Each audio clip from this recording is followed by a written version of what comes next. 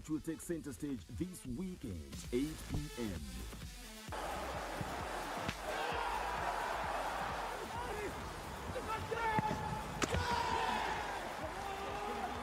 Live and exclusive on KBC Channel 1, your true sports partner.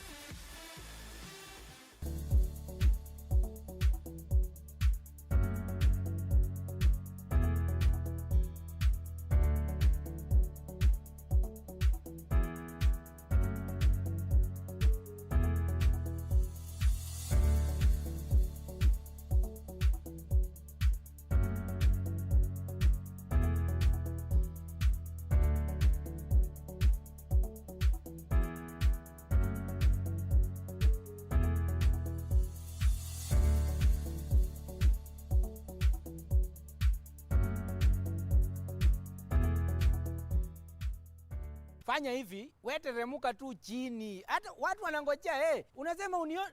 Si ninakuona ndio huyu kucha. Kucha ninakuona. Yoi. Nimekuita mara ngapi Kate?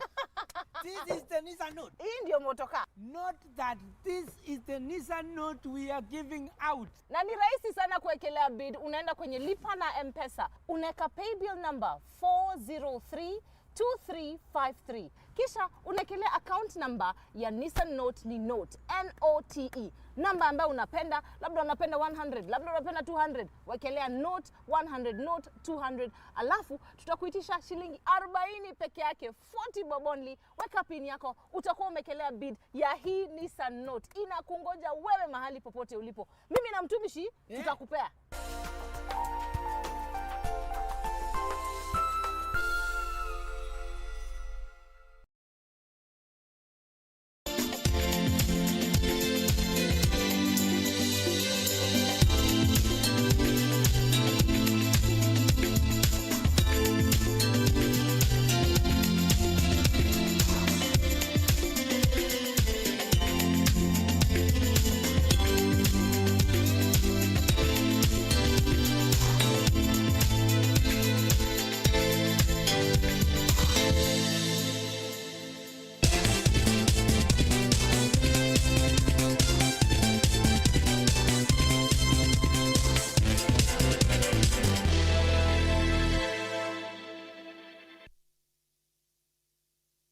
Good afternoon and welcome to Lunchtime News. This is Sunday afternoon, the 21st of March, 2021. My name is Purity Museo and Byron Abuli is our sign language interpreter tonight. Do interact with us. Tell us where you tuned in from. We are live on Twitter and Facebook. You can also stream this live on YouTube at Purity_Museo and at KBC Channel 1 News. Our top story this afternoon, a total of 1,187,517 candidates across the country will on Monday begin their 2020 Kenya Certificate of Primary Education examinations. This comes as their counterparts in Form 4 are set to sit their Kenya Certificate of Secondary Education examinations beginning Friday, March the 26th.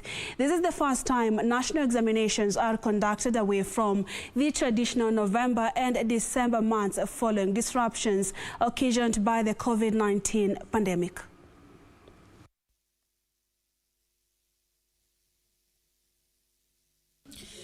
After resuming classes in October last year and having to complete their syllabus within a shorter period following the 9-month disruption of the academic calendar in the wake of the COVID-19 pandemic, the 2020 Class 8 and Form 4 candidates will finally sit for their national examinations. Rehearsals for KCPE were done on Friday, and key in the preparations were the COVID-19 safety measures put in place to protect pupils. According to the timetable, Monday 8:30 to 10:30 a.m., the candidates will embark on the mathematics paper. 11:30 to 10 minutes past 1 p.m., they will sit for the English language paper and wind up day one with English composition at 2:30 p.m. President Uhuru Kenyatta, in his goodwill message on Friday, encouraged candidates not to give up on their dreams and aspirations. Amani National Congress Party leader Musalia Mudavadi lauded the learners for preparing for the exams under very tough conditions.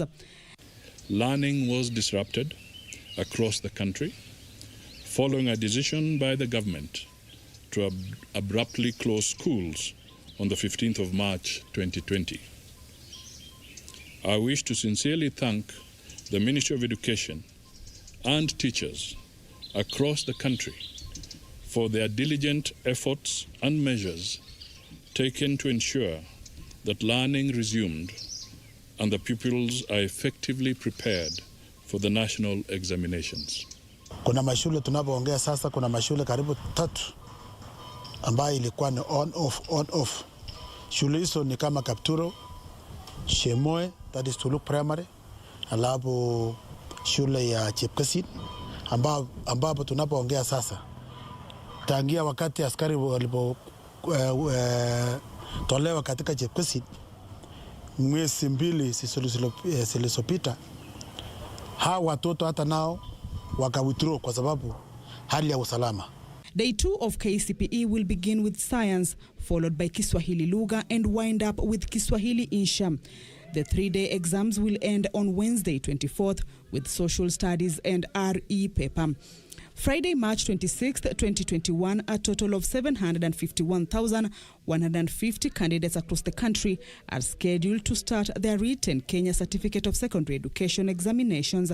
Ministry of Education has assured candidates that the exams will be fair and the questions are within the syllabus. Education Cabinet Secretary Professor George Magoha at the same time assuring that no paper had been exposed to anyone, even as he urged learners to desist from cheating. The 2020 national examination has a total of 1,938,667 candidates. Kamche Menza for Channel 1 News.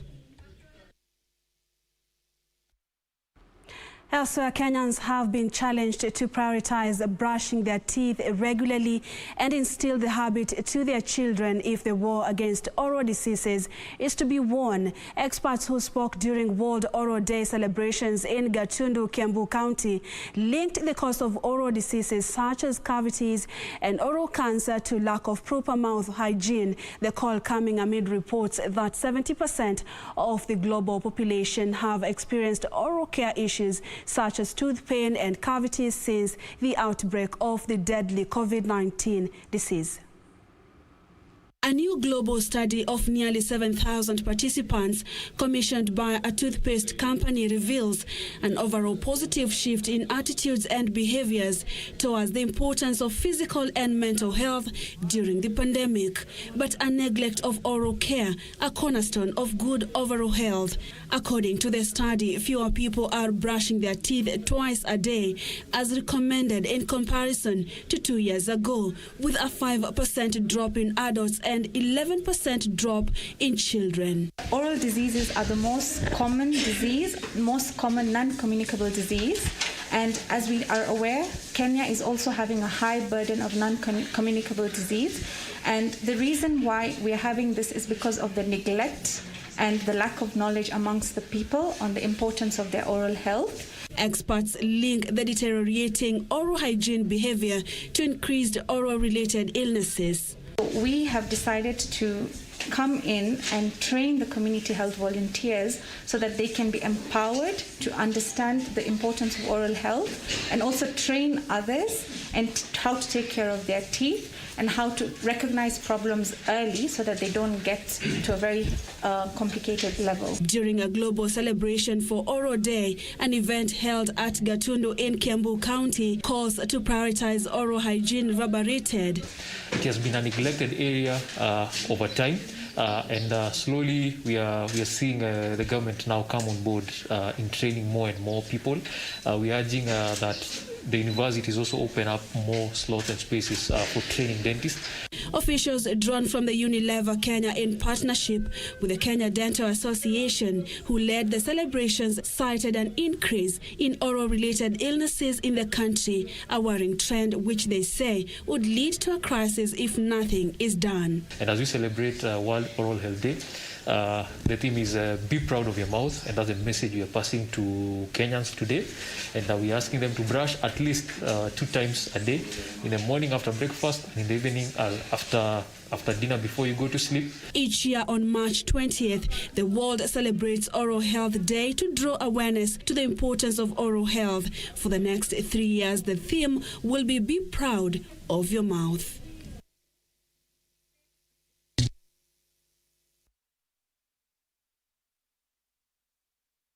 All right, let's now get the latest from the Kimilili MP Didmas Baraza, who is currently addressing the media in regard to the political intrigues in the country. Let's listen in. The interest of the people of Bungoma and the interest of the people of Kimilili, and by extension, the interest of the people of Mlembe Nation. Even the Tanga, I have said I will be doing consultation with a view of identifying the interests of the people of Kimilili constituency, the interests of the people of Bungoma, the interests of the Mlembe Nation. Of course, by engaging other leaders, we'll be able to identify their interests. Where does the community want to stand in 2022 elections? If the Tanga movement cannot be able to accommodate those interests, I will have no business. I am driven by the interest of my people. So that's why I've said that I've taken a sabbatical leave.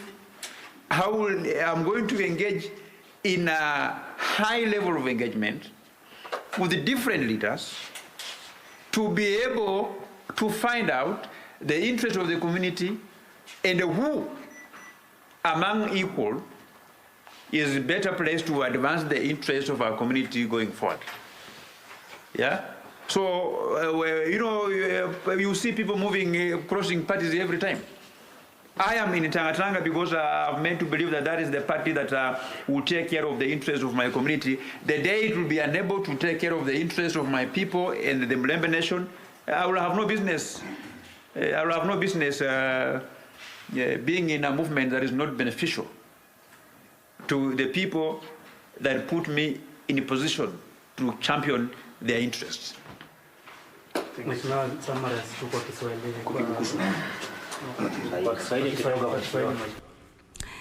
Live pictures from the Kimilili MP Didmas Baraza addressing the media there and saying moving forward, the issues of the Mlembe Nation will come first, and that will be his agenda moving forward.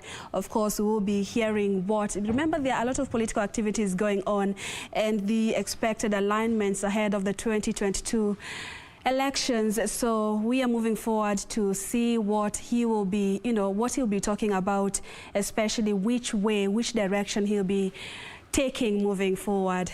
Elsewhere, over 10,000 residents in Ngomeni area of Magarini constituency in Kilifi County have benefited from a multi-million shillings water filtration and purification. The plant, which purifies salty water into fresh water using reverse osmosis, was funded by a non-governmental organization and has also enabled the communities in the area to drink fresh water for the first time since independence. Residents of Magarini constituency could not hide their joy during the official opening ceremony of a multi-million shillings water filtration and purification plant, which is purifying salty water into fresh water. The ceremony, attended by top officials of the non-government organization led by Musa Ibrahim, the Regional Director of Helping Hand for Relief and Development, and Professor Mohamed Karama, a board member, uses solar energy, thus promoting green energy. Vile visima ambao tunatumia sehemu za edha Kazandani ama Kambicha ama hata kule Baricho, vile visima vinatumia moto, umeme, na hiyo imekuwa gharama kubwa sana kwa serikali ya kaunti. Lakini tukipata mashini kama hizi ambazo zinatumia miale ya jua, nafikiri ni afueni kubwa sana. Yale ambayo unaweza kutufanyia katika eneo hili la Ngomeni, kwa kweli si mambo madogo, ni mambo makubwa, ni historia. Kutoka uhuru wa nchi hii, kijiji hiki cha Ngomeni hatujabahatika kupata maji masafi ya kunywa. Professor Karama said the water was treated using reverse osmosis, making it clean with no minerals that could have negative effects to human being. Tunataka kuwapa mradi ukiwa mzuri, ninyi inshallah muendeleze mradi huu. Sababu huu mradi ukitunzwa vizuri hata unaweza kaa zaidi ya miaka 5.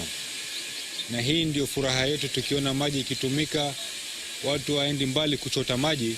Kwa niaba ya serikali hii, mimi ni afisa tawala katika jimbo hili la sehemu za Magarini, na ninawashukuru Helping Hand. Kitu ningependa kuongea ni kwamba watu wa Ngomeni tuchukue mradi huu na mikono miwili. It is a cost-effective affair since it only needs maintenance cost of membranes which could be after 2 years. Haitokuwa vizuri sana ikiwa maji haya yatatumika kwa kila kitu. Kwa mfano, kwa kufua, kwa kuogea, kwa kumwagia shamba, kwa nini itakuwa ni waste, itakuwa ni hasara. The two advised the community to ensure they utilize the water sustainably. The program was sponsored by a group of donors from the United States of America who are touched by the plight of the community that has had no fresh water to drink. Na vile vile tunaombea zaidi mbele ya Mwenyezi Mungu, Mwenyezi Mungu aweze kuwabariki zaidi. Vile vile tunashukuru ushirikiano wa serikali yetu kuu ya kitaifa na serikali ya county. Rufamboy for Channel 1 News. That report takes us to our first commercial break right here at Lunchtime News at Purity_Museo at KBC Channel 1 News. We are live on Facebook and Twitter. You can tell us where you tuned in from. Thanks to It's Andes, who is watching Lunchtime News currently, and Franklin Njahu, you're also tuned in from Murang'a County. Harrison Mwandau, really enjoying Lunchtime News, and you're also sending your condolences to the family of your friend James Gisheshe, who lost his life from a motorcycle accident. Sorry for the loss. Michael Mwandiga, my colleague, is also watching from Mombasa County. Let's take that break.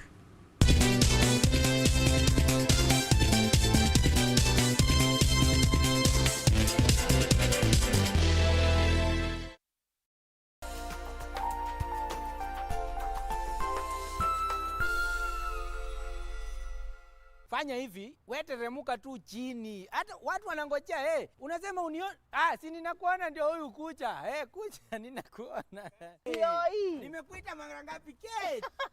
This is the Nissan Note. Hii ndio motoka. Not that this is the Nissan Note we are giving out. Na ni rahisi sana kuwekelea bid. Unaenda kwenye lipa na M-Pesa. Unaweka paybill number 4032353. Kisha unakelea account number ya Nissan Note ni Note, N-O-T-E. Namba ambayo unapenda, labda unapenda 100, labda unapenda 200, wekelea Note 100, Note 200. Alafu tutakuitisha shilingi 40 peke yake, 40 bob only. Weka pin yako, utakuwa umekelea bid ya hii Nissan Note. Inakungoja wewe mahali popote ulipo. Mimi na mtumishi tutakupea. Ili kupata skiza tune hii ya Isaiah 48 kwa simu yako, bonyeza *811 *817#. Wakati mwingine unaweza kujipata umefinywa pande zote na unaona kama shida yako ni kubwa sana, kama hakuna nguvu ambazo zaweza kuitatua.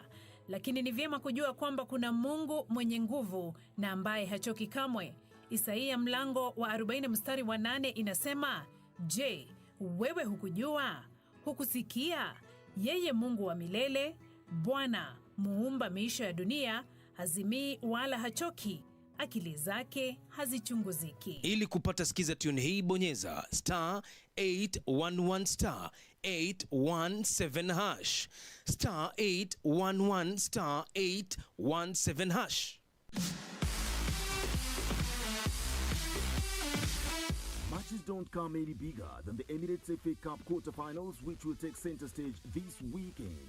While Manchester United have a mouth-watering trip to the King Power Stadium, where they will face Leicester City at 8 p.m.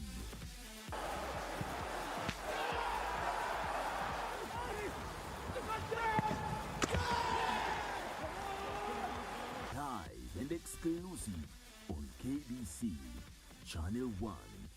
Your true sports partner.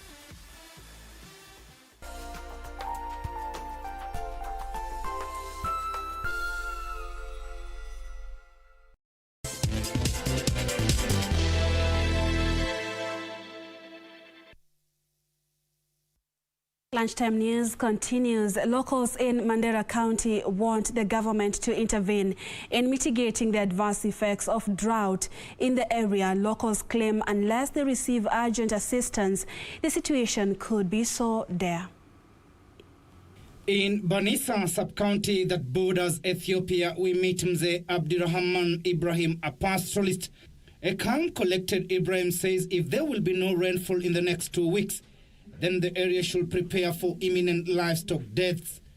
Ibrahim was born and brought up in Banisa, appears to have lost hope, saying the current drought situation in the area has never been experienced for the last 10 years. Kiangazi kali sana kuliko wakati ingine. Bado kuona maka 10 kiangazi naingia namna hii katika Banisa sub-county. Kila mahali maji nakusha, malisho nakusha, shida mingi, wanyama na binadamu yote takuwa hatarini. He said the only water they have received was from buzzers a fortnight ago, which is not enough for domestic and livestock use. Mvua nachelewa, maka ulipita na maka ngine, maka mbili yote ukame, iko maji mingi, hakuna mvua, ni wachache, iko tabu ya Banisa, hakuna mahali ya kurudi. Ato imekauka, mashamba yote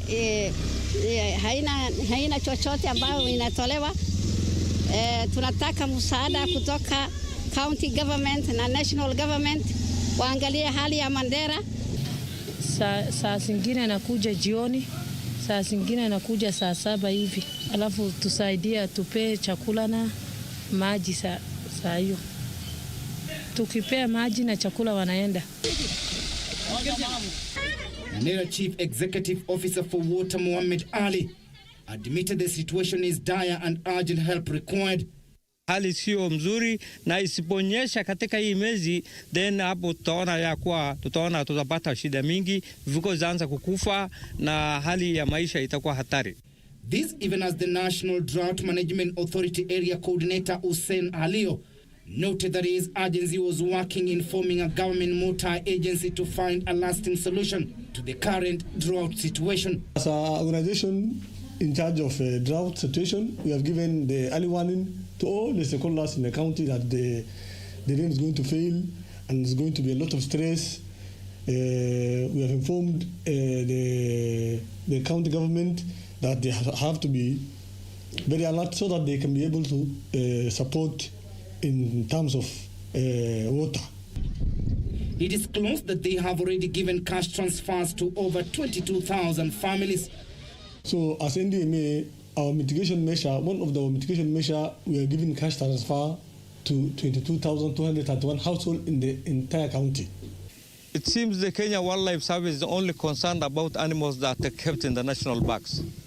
You should also know that in northern Kenya, in Mandera County, there are so many animals. The challenge here is with the monkeys, the warthogs, the gazelles, and other peregrines. Timothy Kipnoso, Channel 1 News. To politics, sharp divisions have emerged between residents of Imenti South constituency over the proposal by the Building Bridges initiative to split the constituency. Youths from Igoji, despite their support for the BBI, expressed their reservation over the move to join the Abogeta and Igoji wards, saying they should remain as Nkuene Mitungu region. These are Susan Njeri Waititu, the widow of Francis Munya Waititu, was endorsed as the Jubilee Party candidate for the Juja parliamentary by-election after she emerged winner of party primaries.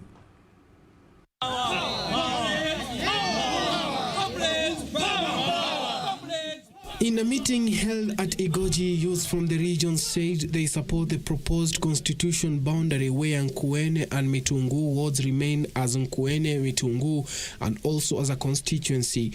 They said those pushing for a new sub-county to cut across through Abogeti and Igoji wards do not understand the history of Imenti South and that they should desist from misleading the public. Kuna viongozi ambao wanapendekeza ya kwamba Igoji Mashariki na Igoji Magharibi zigawanywe, eneo moja liende litengeneze eneo bunge pande ya juu na Igoji Mashariki litengeneze eneo bunge lingine pande ya chini. Lakini tumekataa katakata. The youths faulted political leaders who are proposing the merger of Igoji and Abogeta. Na hawa viongozi wetu, la kushangaza ni kuwa sisi tuliwatuma kwenye bunge kutetea maslahi yetu kama voters wa Igoji, lakini la kushangaza ni kuwa wao walienda kutugawanisha. Meanwhile, Susan Njeri Waititu, the widow of Francis Munyua Waititu alias Wakape, will now fly the Jubilee Party flag in the Juja parliamentary by-election after she won the party primaries. Njeri garnered 1,596 votes against her closest competitor, Joseph Nganga, who managed 889 votes, with Naftali Rugara, a Jomo Kenyatta University of Agriculture and Technology don, emerging a distant third with 669 of the total votes cast. Mwendo bado nitazidi kungangana, bado niko nimekaa gangari, nitaendelea na kushikilia mpaka the major elections on May 18th. Watu wanatarajia mambo iendelee, na ndio tukitaka kumaliza mama akuje tumshike mkono. Elsewhere, Wiper Party Organizing Secretary Robert Moi now says the party's victory in the recently held Machakos senatorial by-election is a major boost to party leader Kalonzo Musyoka. Moi saying that Kalonzo now has better bargaining power among his newfound allies. Kwa ile Sacred Alliance, Kalonzo Musyoka kabisa tunaona ako na ukakamavu wa kisiasa. Tunaona ameshinda kiti na over 80%. Tunaona kwamba ako na experience zaidi ya wenzake. Tungewaomba washikane pamoja, na mambo ya kuchagua ni nani sisi hatutawaambia, lakini tunaweza kuambia tunaona Kalonzo wako afadhali, lakini tutawaambia. He said the Wiper Party was a strong party in the lower eastern region and should not be underrated. In 2022, the man to discuss any issues ya leadership ya Ukambani is His Excellency Dr. Stephen Kalonzo Musyoka. Suleimanieri, Channel 1 News. Borders Congo opposition leader Guy Brice Parfait Colelas is hospitalized due to COVID-19 as citizens go to the polls in presidential elections.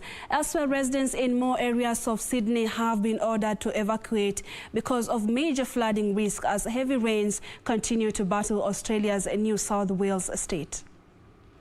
Polls have opened in the Republic of Congo's presidential election that has been boycotted by the main opposition party. Critics say the vote is tilted towards veteran leader Denis Sassou Nguesso. More than 2.5 million voters have registered to take part in the election, which 77-year-old Nguesso is widely expected to win against 6 contenders. Elsewhere, people in parts of Sydney northwest area have been ordered to evacuate as heavy rains continue to batter Australia's east coast, triggering floods that caused widespread destruction throughout the region. Authorities issued flood risk and evacuation warnings in about 12 areas in the state of New South Wales, of which Sydney is the capital, and warned of potentially life-threatening situation in the region. The order comes after Warragamba Dam, Sydney's main water source, started to overflow for the first time in years. Authorities say anyone living in low-lying areas of the city must leave. And Australian airline Qantas say governments are going to insist on COVID-19 vaccines for international travelers. Coronavirus vaccines are seen as crucial to reviving an industry that saw worldwide passengers numbers fall to 75.6% last year. Qantas Chief Executive Alan Joyce said many governments were talking about vaccination as a condition of entry. He said this would justify changing the terms and conditions on which tickets are booked.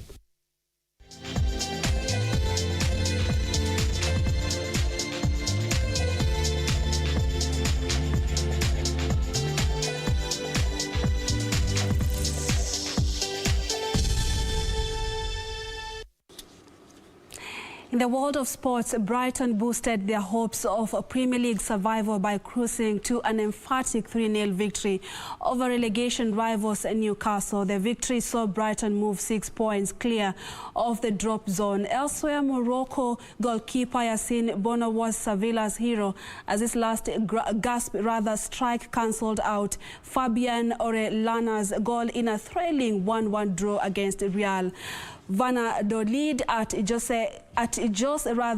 Zorrilla last night. As we see, Orellana likes to Elsewhere, two spots in the semi-finals of the Emirates FA Cup are up for grabs when 2018 champions Chelsea welcome Sheffield United at the Stamford Bridge, while Leicester City host Manchester United at the King Power in the two quarter-finals. Matches is scheduled for today. The match at the King Power, which of course is Leicester versus Manchester United, will be televised live on KBC Channel 1 from 8 p.m.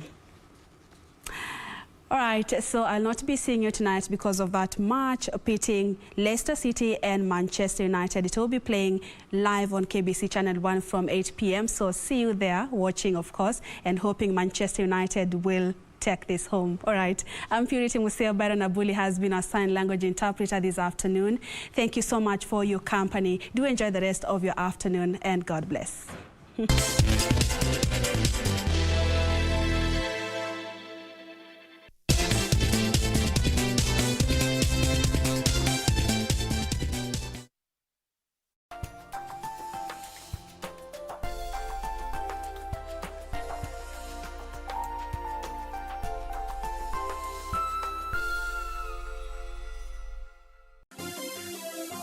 Vera Beauty College.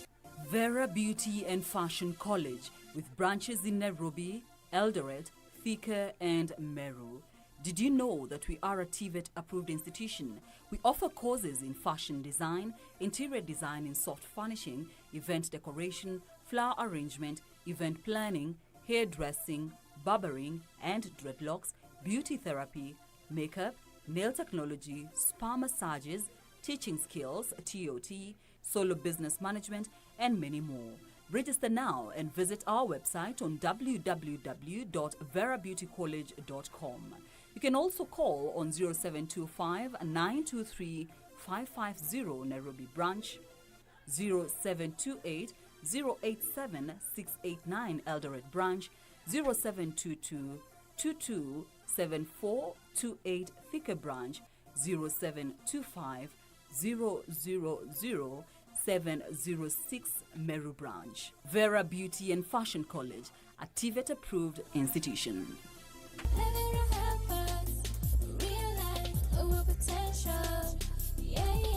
Fanya hivi, wewe teremuka tu chini. Hata watu wanangojea, unasema unione, si ninakuona ndio huyu kucha. Kucha ninakuona. Yoi. Nimekuita mara ngapi Kate? This is the Nissan Note. Hii ndio motoka. Not that this is the Nissan Note we are giving out. Na ni rahisi sana kuwekelea bid. Unaenda kwenye lipa na M-Pesa. Unaweka paybill number 4032353. Kisha unakelea account number ya Nissan Note ni Note, N-O-T-E. Namba ambayo unapenda, labda unapenda 100, labda unapenda 200. Wekelea Note 100, Note 200. Alafu tutakuitisha shilingi 40 peke yake, 40 bob only. Weka pin yako, utakuwa umekelea bid ya hii Nissan Note. Inakungoja wewe mahali popote ulipo. Mimi na mtumishi tutakupea. Wiki hii kwenye Mkulima tutachanganua maharagwe na jinsi ya kuongeza dhamana. Uzuri wa kuweka kwa maji ni kuwa inalaizisha kupika haraka na inatoa zile anti-nutrients zenye zinakuanga kwa hii maharagwe, yenye inafanya watu saa yote wakuwe wanaongea juu ya maharagwe na wapea gasi. Kisha tupande ama tukuze strawberries za hydroponic kwenye greenhouse. Tuko na aina nyingi sana za strawberries. Jiunge nami Frederick Mbadha Jumapili saa 9:30 hapa KBC Channel 1.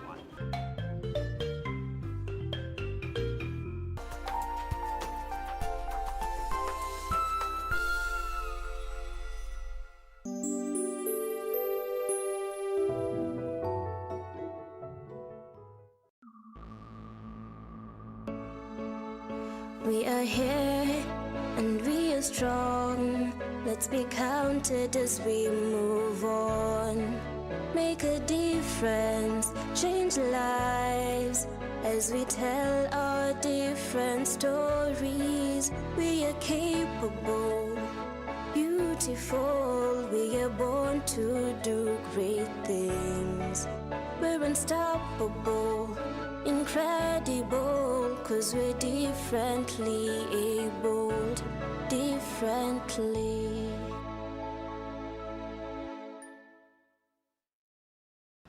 It's yet another Sunday that we get to interact with you here on Able Differently. I'm your host, Jen Theory, and we've got great stories lined up for you, so let's get started. 'Cause we're differently abled, differently. Wandera Okuku got paralyzed due to a tetanus infection while he was still young. However, he pursued his dream. Take a look at that story.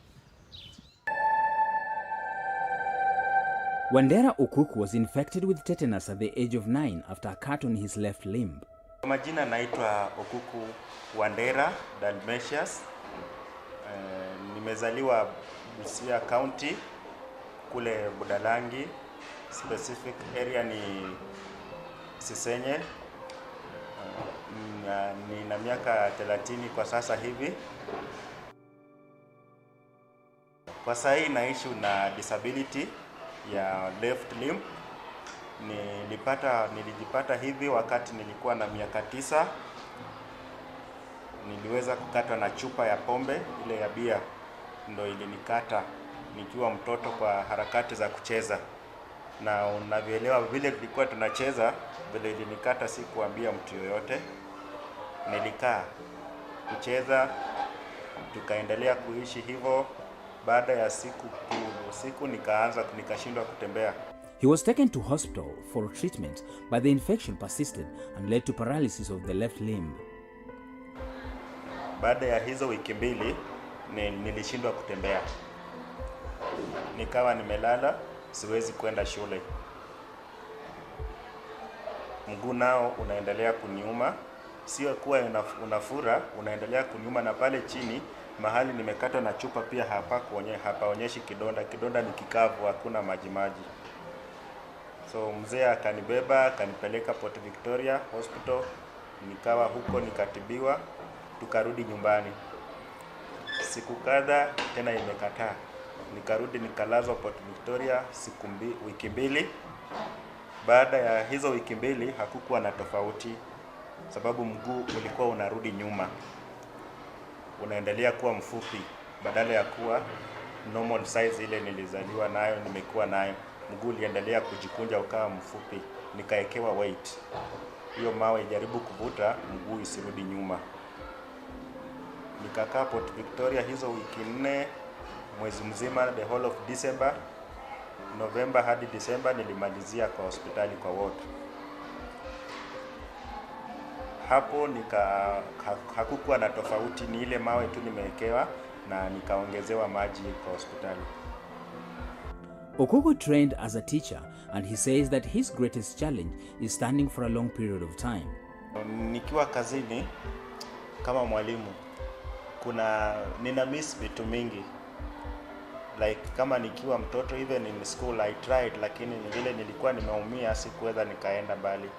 Nilikuwa napenda sana volleyball na handball in secondary school. Lakini kulingana na hii hali ya mguu wangu, nikiruka juu nirudishe chini, hiyo intensity ya kukanyaga chini, kwenda juu na kurudi chini, hapo sitapata usingizi. Siwezi lala na siwezi pumzika. Na nikiwa shule, ukweli ni kuwa ninasumbuka sana. Haswa unajua kazi yetu hii ya primary school teacher, throughout ni mwalimu ni kusimama ukifundisha. Ukiketi chini una lose class control. Si rahisi sana ukuwe na class control vile mkitembea shule mtaona idadi ya wanafunzi wetu. Kikaa chini wengine huwezi waona. Kusimama ni tatizo sana. Due to the COVID-19 pandemic, he lost his job. Baada ya kugraduate kutoka Teacher Training College, nilianza kufundisha shule private schools. Nimekuwa Budalangi nikifunza Bunyala Educational Center. Nikatoka Budalangi nikakuja Kiambu, nimefundisha High Hope Academy. Then nika apply for corona, ikakuja kazi ikakuwa hakuna kazi. Nilibaki hapo nikipika mandazi na kuuza. What motivates him is the fact that he wants to make a difference in his field of teaching. Jambo ambalo linafanya nipende kazi yangu hapa kama mwalimu Jambo la kwanza, nilipata changamoto wakati nilikuwa ninasoma primary and secondary. Subject zile nilifunzwa na walimu wangu, niliweza kufanya vizuri kwa hizo masomo, na kulingana na mimi mwenyewe, ari nituma kufunza ni kufanya tofauti, kufanya tu tofauti, sababu nikiangalia mzazi wangu amekuwa mwalimu, matokeo yenye ametoa ni yako kule nje. Mimi chenye kinanisukuma tu ni at least ni umbit penye alifikia, hiyo peke yake. His strength lies in teaching music and farming. Napenda wakati wa music, napenda sehemu hiyo sana. Wakati wa music wanafunzi wakienda kuperform, hiyo inaweza fanya hata kama serikali inaweza tenga ni hiyo huko peke yake, inaweza kuwa haya kufundisha sehemu za music peke yake. Hizo chant ninafurahia sana. Okuku feels that many persons with disabilities are disadvantaged due to lack of information on the procedure to follow to benefit from the resources allocated to them. Jambo ambalo nitahimiza serikali ya Kenya ni waelimishe wananchi wote kuhusu watu wanaoishi na ulemavu. Sio kuja hapa ati kuna mimi ninajua, ndio mimi nilielimishwa wakati nilifika hospitalini. Kumbuka tuna communities zingine, watu wengine hatuendi hospitali. Vile umezaliwa ndio vile unakuwa. Watafute mbinu ya kuelimisha watu wanaoishi na ulemavu, waweze kujitokeza, wapimwe, mtu hajue anaishi na ulemavu wa aina gani. Na kisha baada ya hapo, mbinu serikali kwenye katiba yetu imetenga ndio vile walemavu watasaidiwa, lakini wanaofuatilia wananyima walemavu haki. Serikali ifungue, hata kama ni walemavu wenyewe wanakosea, hawafuati njia sahihi, waelimisho, wajue nikitaka hiki ninafuata nini. Vile tu wameweka huduma centers, hata ingekuwa vizuri kwa kila hata location, sababu walemavu hawata penye vile ofisi ziko kama vile mimi ninakotoka, ofisi za walemavu kwetu zinapatikana kwa county headquarters peke yake. Nakumbuka area ni kubwa. Budalangi yote ofisi za ulemavu vile nimetoka huko zilikuwa zinapatikana wapi? Ukitaka service ni lazima uende Busia. 'Cause we're differently abled, differently. We take a short commercial break, but we'll be right back with more, so don't go too far. 'Cause we're differently abled, differently.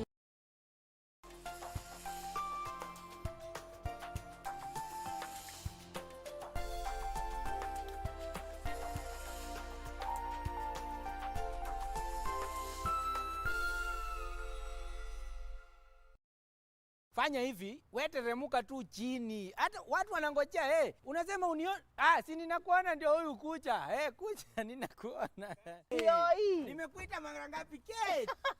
This is the Nissan Note. Hii ndio motoka. Not that this is the Nissan Note we are giving out. Na ni rahisi sana kuwekelea bid. Unaenda kwenye lipa na M-Pesa. Unaweka paybill number 4032353. Kisha unakelea account number ya Nissan Note ni Note, N-O-T-E. Namba ambayo unapenda, labda unapenda 100, labda unapenda 200. Wekelea Note 100, Note 200. Alafu tutakuitisha shilingi 40 peke yake, 40 bob only. Weka pin yako, utakuwa umekelea bid ya hii Nissan Note. Inakungoja wewe mahali popote ulipo. Mimi na mtumishi tutakupea.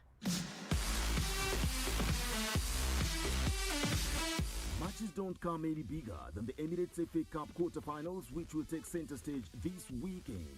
While Manchester United have a mouth-watering trip to the King Power Stadium, where they will face Leicester City at 8 p.m.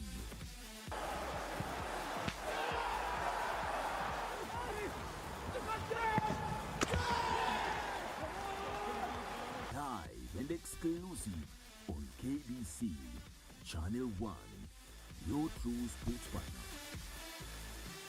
Baby, that's what love is all about.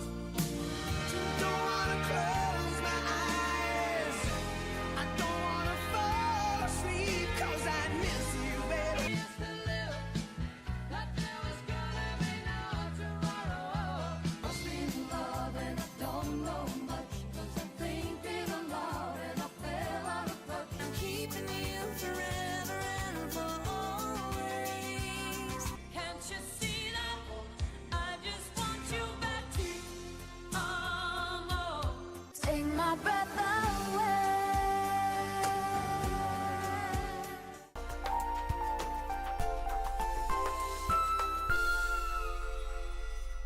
'cause we're differently abled, differently. Welcome back, and you are watching Able Differently. Nicole had frequent headaches and deterioration of her vision. Unfortunately, she later lost her sight completely. But despite that, she's a dancer and she loves to sing. Let's take a look at her story.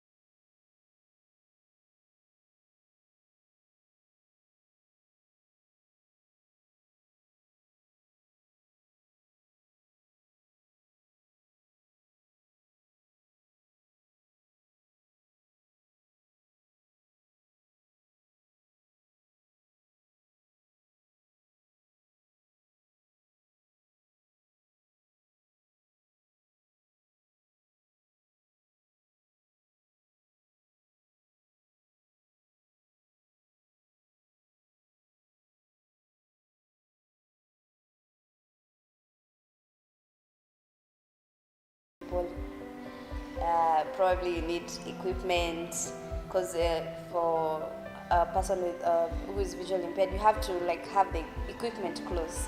So if you're sharing equipment with other people, you have to keep on borrowing, and then it may take a bit longer. So people are doing a short and sharp workout, ours will take a bit longer, because we have to also incorporate in. As much as she was working out, she's still, you have to consider this person has been away from workout for a while. So she's still progressing. She's not that you have to go all in. So basically I would encourage a person living with disability to work out, because as we age, especially from age 30, our metabolism slows down, yeah? So if you've not been very active, you find you lose a lot of muscle mass, you start gaining fat mass, and then also mobility. You're losing mobility. Because I'm not doing a lot of movement here and there and carrying things, you find that even the joints are not used to the movement. So comes these other diseases like arthritis and all these other ones.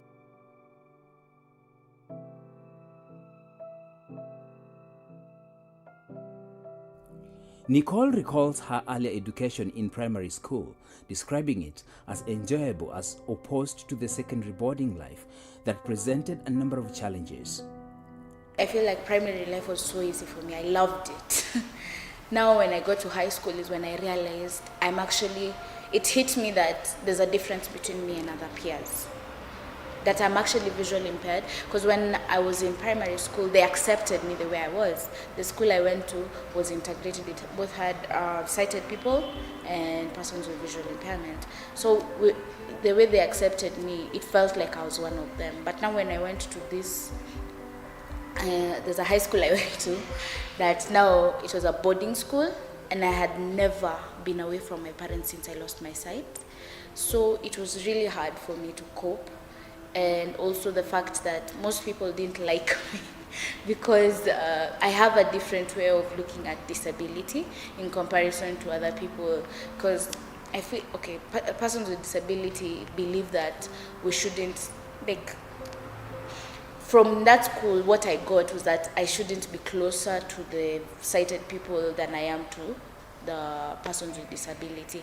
For me, I felt like being close to both sides is what, plus most of my friends are sighted. So, and I had never had encounters with persons with disability. It's just that there's a resource room where we used to go, and that's where we used to meet. So that's how I used to meet them. Otherwise, we were never like that close. I don't have close friends who are visually impaired or something sort, or any disability whatsoever. So when now I was in that school, I'd be given punishments and stuff like that, because of work, or because of singing with sighted people, or because you see them, they used to do all these things. They used to teach me how to dance, they used to teach me how to sing, we used to sing together, we used to play games together. But now this other side, yeah, persons with disability, they do not allow this, because according to them, I'm not learning how to be independent if I'm with these sighted people, which did not make sense to me, but still, it made much more sense to them. Her music journey began at the Sauti Academy, and it was a beautiful experience. It took me a year, where the beginning was really nice, because when nilianza, funny enough, I don't know, but I was really good in the first class, because there's level 1, 2, 3, and 4. So if you're really good, you're put in level 2. But now I think I was not that good with, because you need to be able to sing along with an instrument. So I was put in level 1. It was a really fun class because I learned a lot, and the teacher also boosted my confidence quite much. So what would happen is that you'd go to classes for 3 months, and then after 3 months, you have to perform before you go to the next level. Although she hasn't composed her own music yet, she belted a tune from one of her favorite music bands. Nicole, like many others, has had role models that she looks up to. I can sing other people's songs. I don't mind. And if someone writes it, I can sing it. But now if you tell me to write my own and then sing it, most of the time, since I was a kid, I always watched fairy tales. So most of my songs sound like those songs in fairy tales. They sound a bit fictional. Yeah. So I feel like it's not up to the league ya watu wanaimba siku hizi, or yeah, or even because the people I look up to, like let's say Whitney Houston, Celine Dion, Michael Jackson, the best people like in the world, if you could say. Nikiangalia wimbo zao na niangalia zangu, I'm like, sasa, what am I doing here? But now, but I think if I were to get someone to write me songs, I would sing, I would. Nicole remembers very well her gradual loss of sight at the tender age of 10 years. I was 10 years old, and my childhood was a very active childhood. I was the kind of person who singemaliza siku bila kutoka nje kucheza, ride bike, and kucheza yetu most of the time was kukimbia around and stuff like that. I don't know what happened, but I just started having random headaches in school, and when I'd go to hospital, they just give me painkillers. They never took X-rays, they never took scans, nothing. So it got to a point where siku moja nilikuwa nimekaa kwa nyumba, and I was not feeling well. My temperature was high. Na sikuwa nasikia poa, let's say that. So I called my mom and nikamwambia, by the way mom, I'm not feeling well. Akaniambia, have you taken a shower? Nikamwambia zi. Akaniambia, okay, you take a shower, and then after taking a shower, you'll call me uniambie venye unasikia, ama tutakupeleka hosi or what. Haya. So That same day nikaoga nikamaliza, then house help akaniambia yeye anataka kwenda shop, but the way I was feeling, I was scared of staying at home by myself. I don't know what was kept on telling me usibaki peke yako, so nikatoka tukaenda shop na yeye. Now at this tukapita, okay, we used to live in an estate at that time, so tukatoka kwa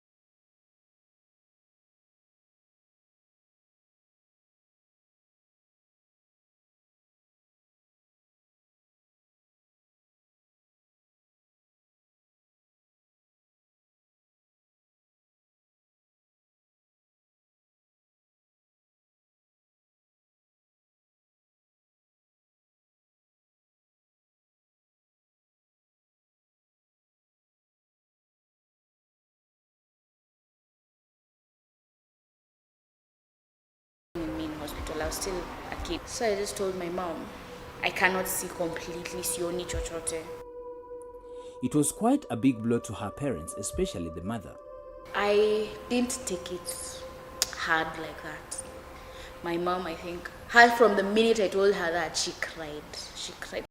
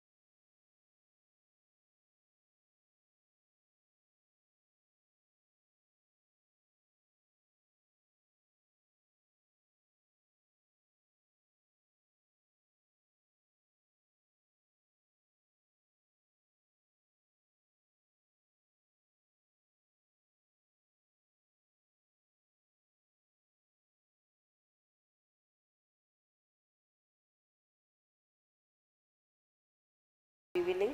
And also there's equipment. So I don't see many people in a gym who are living disabilities. Basically, I think people left it to Henry, who runs, Henry Wanyoike. I think we should have another Henry. We should go to, I believe we can even go to those marathons. That's what I'm saying. I'm encouraging even Nicole. Like, we can do this Olympics thing. You don't have to win, but the participation itself is a plus on your side because you'll feel good. You'll feel at least I accomplished something. I went, trained, and I joined. I did Olympics, or I did something. I don't have to win, but I did participate. 'Cause we're differently abled, differently. Let's take a look at the UN Convention on the Rights of Persons with Disabilities.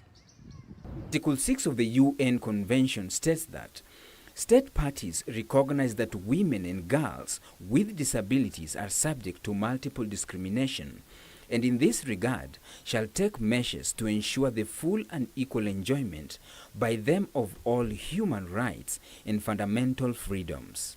Did you know that apart from the walking cane being a walking aid, it gives more information about the user? Now here's the thing, a white cane signifies that the user is visually impaired, but a red and white striped cane signifies that the user is deaf-blind. Now you know. This is where we come to the end of the program for today, but see you when space and time allows. I've been your host, Jen Theory. Kwaherini.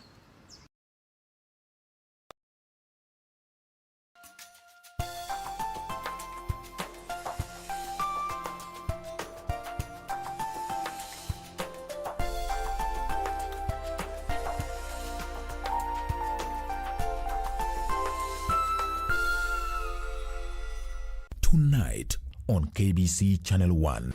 He did not respect us. But what did he say? Oh, look at that. Bianca didn't waste time.